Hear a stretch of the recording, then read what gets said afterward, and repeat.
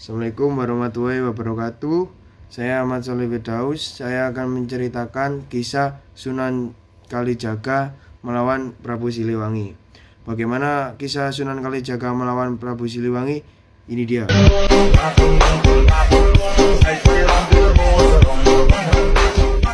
Dalam kepercayaan spiritualis Jawa, kisah ini berawal dari perseteruan Sunan Gunung Jati dengan Prabu Siliwangi. Dikarenakan Prabu Siliwangi tidak terima ajakan Islam oleh Sunan Gunung Jati atau yang bernama asli Syarif Hidayatullah yang lahir pada 1448 Masehi dan ayahnya yang bernama Syarif Abdullah yang menikah dengan Nyi Larasantang, putri dari Prabu Siliwangi. Setelah mengirimkan beberapa pendekar termasuk Arya Kemuning untuk melawan Prabu Siliwangi, namun kalah, akhirnya Sunan Gunung Jati memerintahkan Sunan Kalijaga. Sunan Kalijaga sendiri yaitu murid dari salah satu Sunan Gunung Jati. Dengan karomah untuk keajaiban dari Allah, kemudian memberikan kekuatan kepada Sunan Kalijaga untuk bisa melawan Prabu Siliwangi. Setelah Sunan Kalijaga dan Sunan Gunung Jati berdoa dan juga meminta petunjuk kepada Allah, maka diutuslah kembali Sunan Kalijaga untuk bisa melawan Prabu Siliwangi sendiri. Kemudian Sunan Kalijaga kembali diutus untuk kembali ke Istana Idul tempat Prabu Siliwangi dan juga Nyi Loro Kidul tinggal. Ketika sudah sampai di Istana Kidul, kemudian Sunan Kalijaga meminta bantuan dari Nyi Loro Kidul dengan meminta untuk dipinjamkan tombak yang akan digunakan untuk menghadapi Prabu Siliwangi. Tombak yang dipinjamkan Sunan Kalijaga tersebut bernama tombak Karareksa. Dengan menggunakan tombak yang dipinjam dari Nyi Loro Kidul, inilah yang kemudian membuat Sunan Kalijaga bisa menang menghadapi Prabu Siliwangi.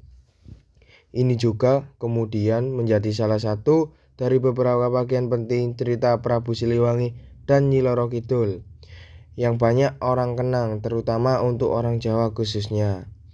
Hanya dengan menggunakan tombak yang dipinjam dan hasil dari hidayah yang diterima oleh Sunan Kalijaga tersebut memang membawa sebuah keajaiban bagi Sunan Kalijaga, khususnya yang kemudian bisa menang melawan Prabu Siliwangi.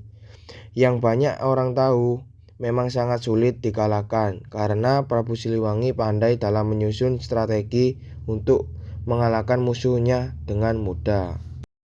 Pada saat Sunan Kalijaga bertemu dengan Nyi Loro Kidul untuk meminjam tombak yang akan digunakan untuk melawan Prabu Siliwangi. Ketika Sunan Kalijaga bertemu untuk meminjam tombak, pertama kali memang sempat ditolak oleh Nyi Loro Kidul. Sebenarnya Nyi Loro Kidul hanya berpura-pura. Soalnya Nyi Loro Kidul mempunyai rasa kepada Sunan Kalijaga dan beralasan Sunan Kalijaga tidak membawa bukti kalau Sunan Kalijaga telah diperintahkan oleh Sunan Gunung Jati untuk meminjam tombak. Karena inilah kemudian Sunan Kalijaga memutuskan untuk membawa Nyi Loro Kidul kepada Sunan Gunung Jati.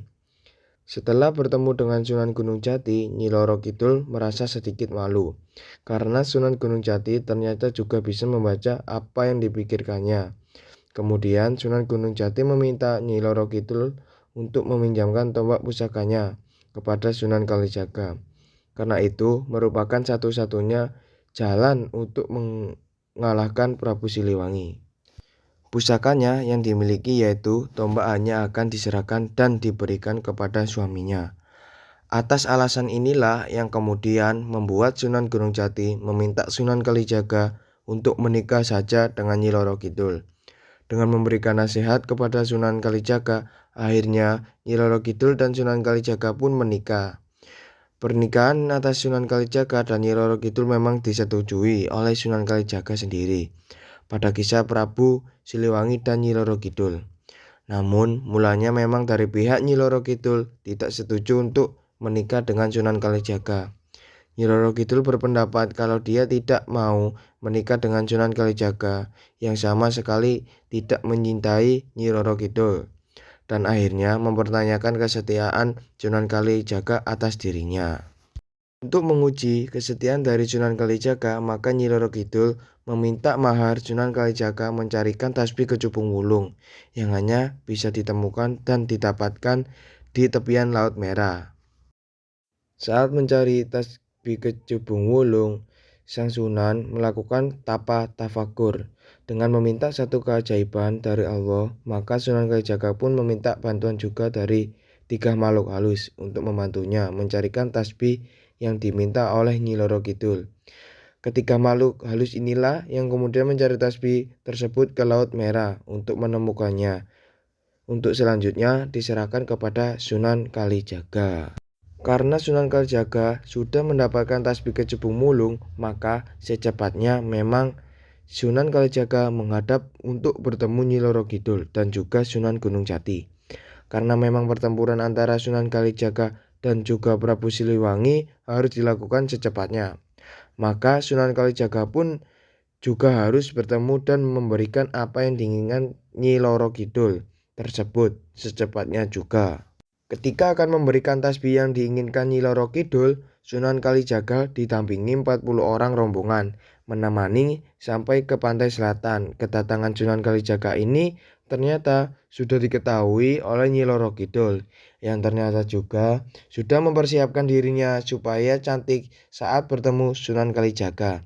Karena keinginannya sudah dipenuhi oleh Sunan Kalijaga, maka keduanya pun akhirnya menikah. Dengan keduanya menikah, maka tentunya pusaka tombak milik Nyi Roro Kidul diberikan kepada Sang Sunan Kalijaga untuk bisa digunakan untuk mengalahkan Prabu Siliwangi. Tombak yang diberikan kepada Sunan Kalijaga ini kemudian diberikan tambahan cabang runcing oleh Sunan Gunung Jati, sehingga menjadi 9 runcing, yang awalnya hanya ada 7 runcing saja. Perang dan pertempuran antara bala dari Sunan Kalijaga dan juga Prabu Siliwangi berlangsung selama 7 hari 7 malam full. Karena memang Sunan Kalijaga bisa mengalahkan Prabu Siliwangi, maka sekarang bukti dari tombak yang digunakan Sunan Kalijaga untuk mengalahkan Prabu Siliwangi juga masih disimpan di istana Pantai Selatan. Nah, itu cerita Sunan Kalijaga melawan Prabu Siliwangi. Bila ada salah kata dan penyampaian kurang jelas, mohon maaf. Saya akhiri. Wassalamualaikum warahmatullahi wabarakatuh.